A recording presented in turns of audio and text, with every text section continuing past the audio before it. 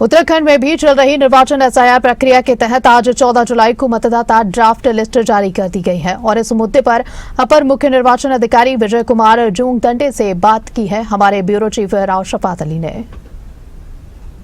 निर्वाचन अधिकारी विजय जोगदंडे साहब हमारे साथ हैं।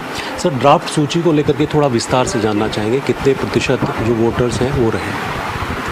पूरे प्रदेश में एसआईआर का अभियान का शुरुआत हुआ 8 जून से लेकर 7 जुलाई के बीच में घर घर जाकर बीएलओ ने अपना कार्रवाई किया। इसके उपरांत पूरे प्रदेश में जो गणना प्रपत्र हमको भरकर प्राप्त हुआ उसके अनुसार पूरे प्रदेश में निर्वाचक नामावली का ड्राफ्ट सूची का प्रकाशन किया गया है। ड्राफ्ट प्रकाशन के अनुसार पूरे प्रदेश में 71,33,000 मतदाता सूची में शामिल हैं, जिसमें 52% पुरुष मतदाता हैं, 47% महिला मतदाता हैं और 217 मतदाता थर्ड जेंडर कैटेगरी में दर्ज पाए गए हैं। ड्राफ्ट सूची के प्रकाशन के साथ साथ में पूरे प्रदेश में मतदेय स्थलों का पुनर्निर्धारण का भी कार्रवाई संपन्न हुआ है। पहले पूरे राज्य में 11,733 मतदेय स्थल हुआ करते थे, अभी उसमें वृद्धि हो गई है। अभी 12,543 मतदेय स्थल शामिल किए गए। सर, एक डर था लोगों के मन में कि क्योंकि निर्वाचन को ये सामना करना पड़ रहा था इन सवालों का कि जानबूझ करके नाम काटे जा रहे हैं। क्या ऐसा सामना उत्तराखंड में भी करना पड़ा आप लोगों को? ऐसा कहीं हमें शिकायत भी प्राप्त नहीं हुआ है और पूरा एसआईआर का अभियान हमारा शांतिपूर्ण ढंग से संपन्न हुआ है। प्राप्त जानकारी के अनुसार 90% से अधिक मतदाताओं का मैपिंग करने में, फॉर्म डिजिटाइज करने में बीएलओ ने सफलता पाई है। 8 लाख ऐसे मतदाता हैं जिनका फॉर्म अनकलेक्टेबल श्रेणी में था। उसमें लगभग 1.5 लाख लोग ऐसे थे जो मृत श्रेणी में पाए गए थे और लगभग 1,60,000 लोग जो थे अपने पते पे उपलब्ध नहीं थे। 4,80,000 मतदाता ऐसे भी थे जिनका नाम कहीं और शिफ्ट हो गया था, जिस कारण से वो पुराने पते पर अपना नाम दर्ज करने के लिए उन्होंने अनुरोध ही नहीं किया। तो जिन फॉर्म्स को हम अनकलेक्टेड श्रेणी में दर्ज किया गया था उनके बारे में कोई कार्रवाई करना बीएलओ के लिए संभव नहीं था। इसी कारण से वो संख्या में कुछ कमी आई होगी। वर्तमान जानकारी के अनुसार 71,33,000 मतदाता सूची में शामिल है। सर, आपने भी जानकारी दी कि हरिद्वार में सबसे ज़्यादा मतदाता बढ़े हैं, उसके बाद देहरादून, ऊधम सिंह नगर।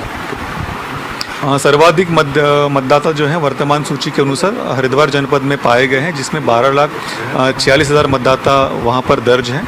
उसके पश्चात देहरादून जनपद में 11,90,000 मतदाता पाए गए हैं और तीसरे क्रमांक पर जो है ऊधम सिंह नगर है, जहां पर 11,55,000 मतदाता पाए गए हैं।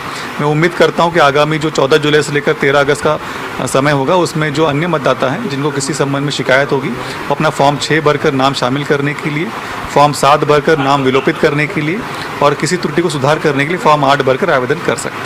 अभी आज जो ड्राफ्ट सूची जारी हुई है, अब इसके बाद अगली जो प्रक्रिया है वो क्या फॉर्म भरने की रहेगी, आपत्तियों की रहेगी या कुछ और? ड्राफ्ट सूची के प्रकाशन के पश्चात 1 माह का अवधि होता है, जिसमें प्रत्येक मतदाता को अवसर होता है कि अपना नाम को लेकर शामिल करने के लिए फॉर्म 6 भर सकते हैं। किसी संबंध में दावा करना है तो दावा प्रस्तुत कर सकते हैं, आपत्ति प्रस्तुत कर सकते हैं, अथवा किसी त्रुटि को सुधार करने के लिए फॉर्म 8 भर सकते हैं।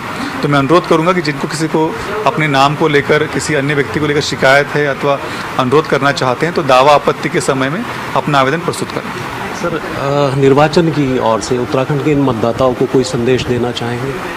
मैं अनुरोध करना चाहूँगा कि ड्राफ्ट सूची का जो प्रकाशन किया गया है, आप अपने बूथ लेवल ऑफिसर से उस सूची को अध्ययन कर सकते हैं। अपने नाम के संबंध में कोई शिकायत होने पर अपने नाम को शामिल करने के लिए फॉर्म 6, फॉर्म 7 विलोपन के लिए और फॉर्म 8 सुधार के लिए भर सकते हैं।